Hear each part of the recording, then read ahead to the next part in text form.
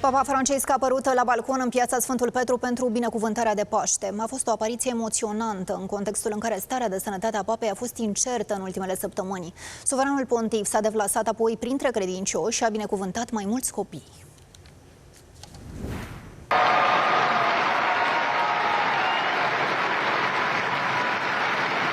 Cari fratelli e sorelle, buona Pasqua!